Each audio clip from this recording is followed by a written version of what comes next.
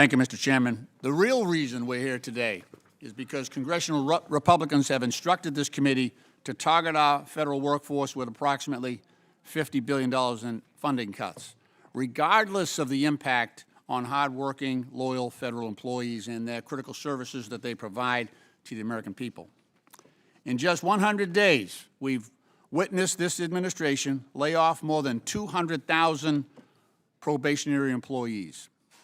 And we talk about generational change. We just fired the next generation of federal workers.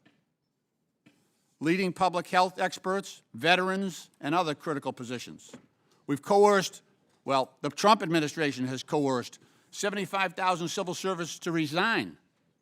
They replaced 50,000 nonpartisan civil servants with political appointees and illegally terminate nonpartisan independent oversight by federal watchdogs, our inspectors general. This partisan bill threatens to further undermine the federal workforce by reducing the take-home pay, the benefits, and workforce protections of 2.4 million federal employees, most of whom are middle-class Americans, and a third of whom are military veterans. Americans did not vote for Donald Trump to do that. They did not vote to have Donald Trump cut 80,000 employees at the VA who are taking care of our veterans. This is more of the same, an unprecedented assault on a political purge of the civil service. If this legislation becomes law, almost every federal employee hired in 2013 or earlier under the Federal Employee Retirement System, or FERS, would see a nearly 4% pay cut by forcing them to contribute more to retirement. The Federal Employee Retirement System Annuity Supplement, a monthly payment for retirees before they are eligible for Social Security at age 62, would be eliminated for anyone not actively receiving the supplemental payment at the time this bill is enacted, or does not meet specific exemptions. Federal workers like letter carriers, VA hospital nurses, and food inspectors who've committed decades to the job and are eligible to retire would not be able to receive this vital payment to make ends meet. This legislation would also change the annuity formula to base most employees' annual retirement payments on their highest 5 years of earnings instead of the highest 3, an outright theft of earned benefits that would cost each federal employee thousands of dollars per year. A particularly egregious provision in the bill would force any newly hired federal employee to accept at-will employment with no protections or face an additional 5% retirement contribution on top of the 4.4% already required.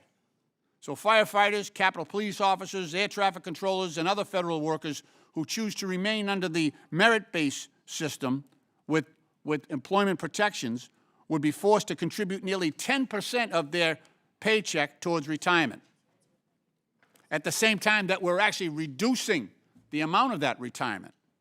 This legislation would also require current and former federal employees to pay a $350 filing fee for any appeal before the Merit System Protection Board. So in order to exercise your rights as an employee under this system, under the Merit Protection Board, employees would have to pay $350 to have their rights protected, which would create a financial barrier for employees seeking justice, particularly for low-income or recently separated workers. Despite the claims of this administration, federal workers are not leeches on the system, but they are hardworking, dedicated public servants who are paid about 25% less than their private sector counterparts. A strong, nonpartisan federal workforce is fundamental to the functioning of a democratic government. These dedicated workers deserve our respect and so much more. Like most Americans, federal workers face increased costs for groceries and housing, and economic uncertainty because of President Trump's reckless tax and tariff agenda is undermining their economic position.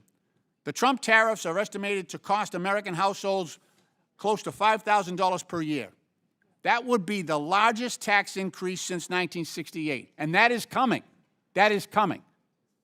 Republicans are also advocating for a tax regime that will actually increase the federal deficit by more than $4 trillion. You talk about borrowing? In order to fund the Republican tax cut, they're borrowing. They're borrowing $4 trillion to give a tax cut to some of the richest Americans. There's no fiscal responsibility in that. Worst of all, they're seeking to offset these costs by gutting $800 billion from Medicaid programs. My Democratic colleagues and I do not support that, nor do the American people. Oversight Democrats stand with struggling families. We oppose corruption and abuse of power, and we are committed to solving our nation's crises without sacrificing the well-being of our country's civil servants. In closing, I urge all of my colleagues to reject this legislation and instead work towards a budget that respects American workers and the vital services that they provide. Mr. Chairman, I yield back.